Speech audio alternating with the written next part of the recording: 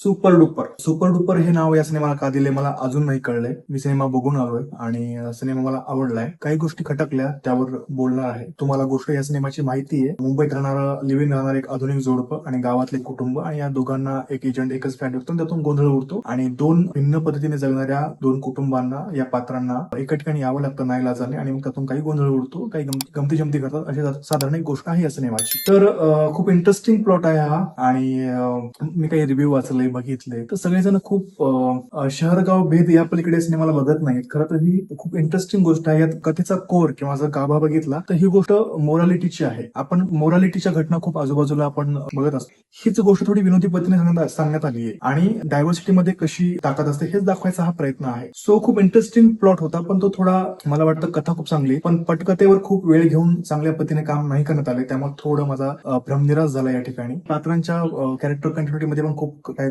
गोष्टी आहेत. त्याच्यामध्ये ऋषिकेश जोशी यांचं पात्र आहे जे सुरुवातीला थोडं गुटखापुडी सदृश्य काहीतरी खाताना दाखवले आणि पुढे ते पहिल्या 1-2 सिनेमध्ये खातं आणि पुढे काहीच नाही दाखवलंय. किंवा सुरुवातीला ललितचं जे पात्र आहे ते स्ट्रगलिंग सिंगर आहे आणि सुरुवातीला त्याला त्याचा एक कंपोजर किंवा प्रोड्युसर म्हणतो की बाबा तुझ्या गायनामध्ये सोल नाही, आत्मा नाहीये आणि ते सगळ्या डॉट्स पुढे जाऊन कुठे त्याच्या करिअर वाईज म्हणजे त्याच्या कॅरेक्टर आर्क वाईज कुठे कनेक्ट होत नाही. विदुलाचं पात्र सुरुवातीपासून ऍक्टिंग करता स्ट्रगल करते, तिला सुरुवातीला ऑडिशन्स क्रॅक होत नाही पण पुढे जाऊन तिला ऑडिशन्स क्रॅक होतात आणि एका ठिकाणी असं दाखवलंय की म्हणजे एक गावातलं कुटुंब शेती विकून शहरामध्ये मुंबईसारख्या उच्चभ्रू सोसायटीमध्ये राहायला येतं आणि म्हणजे विचार करणं समजा 100 एकर म्हणजे निर्मित एका ठिकाणी म्हणतात की त्यांचं पात्र म्हणतं की बाबा मी एकूण 100 एकर शेती सांभाळली. असं जरी असलं तरी ते 100 एकर शेती असलेल्या शेतकऱ्याला एवढं मोठं मुंबईत जागेचे रेट बघता, एवढं जे जागा बघता सिनेमाची जागा दाखवली त्या घराची, तेवढं घर विकत घेणं आणि मुंबईत सर्वाईव्ह होणं हे थोडं काही अंश मनाला पटत नाही. ते बघतो तर तिथे जरा विश्वास ठेवायला जड जातं ते पटवून घ्यायला. तो एक मुद्दा आहे थोडा. अजून तिथे काही वेगळ्या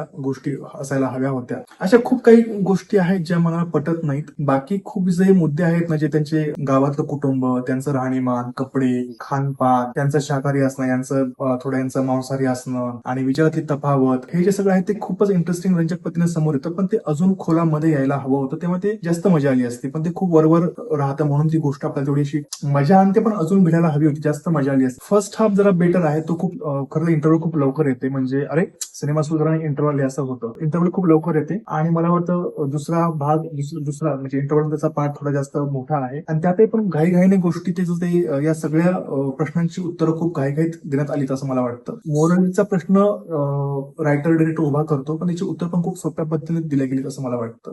ती अजून जास्त इंटरेस्टिंग पद्धतीने देता आली असती आणि सिनेमा मजा आणतो. डायलॉग खूप इंटरेस्टिंग आहे. डायलॉग ऐकायला मजा येते. एक सिनेमा खूप आवडला, ऍक्च्युली हा सिनेमा खूप आवडला. ऋषिकेश जोशी आणि शशांक शेंडे हा बाप मुलामधला संवाद आहे. ऋषिकेश जोशींना सातत्याने उद्योगामध्ये अपयश आलेलं आहे आणि त्यावेळेस ते म्हणतात की बाबा शशांक शेंडे म्हणजे त्याच्या वडिलांच्या भूमिकेत ते म्हणतात की बाबा सातत्याने मला आयुष्यामध्ये अपयश आलेलं आहे तरी तुमच्या पाठीशी का उभे आहे. ते म्हणतात की बाप हा मातीसारखा असतो. म्हणजे एखादं ते बीज मातीमध्ये रुजतं आणि त्याची वाढ होते आणि काही काही झाडांना उशिरा फळं येतात आणि ठीक आहे, हरकत नाही, एखाद्या झाडाला उशिरा फळं येतात, त्या पण बापाला मातीच्या भूमिकेतून बाहेर पडता येत नाही, त्याला तिथेच असावं लागतं. सो खूप इंटरेस्टिंग संवाद आहे. तो सीन खूप छान झालाय. तो बघायला मजा येते. बाकी मला वाटतं ही शहर गाव या भेदाची गोष्ट नाहीच आहे. ती गोष्ट खूप या कथेचा आवाका खूप मोठा आहे. मोरालिटीच्या अराउंड ही गोष्ट आहे आणि ती अजून चांगल्या विस्ताराने खूप चांगल्या पद्धतीने समोर यायला हवी होती. दुर्दैवाने तशी येत नाही. खूप चांगली संधी.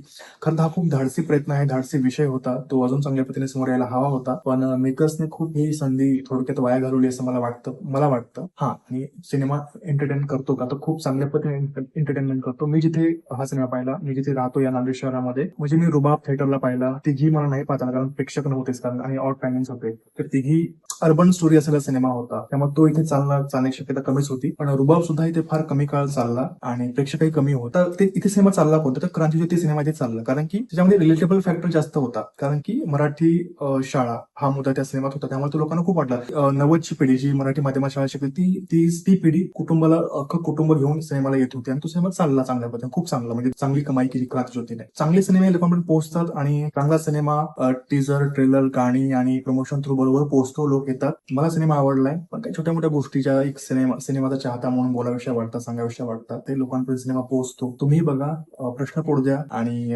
सिनेमा बघा आणि व्हिडिओ आवडला असेल तर लाईक करा, कमेंट्स करा, चॅनलला सबस्क्राईब करा आणि सिनेमा कसा वाटला यावर आपण चर्चा करू कमेंट्स मध्ये. Thank you so much.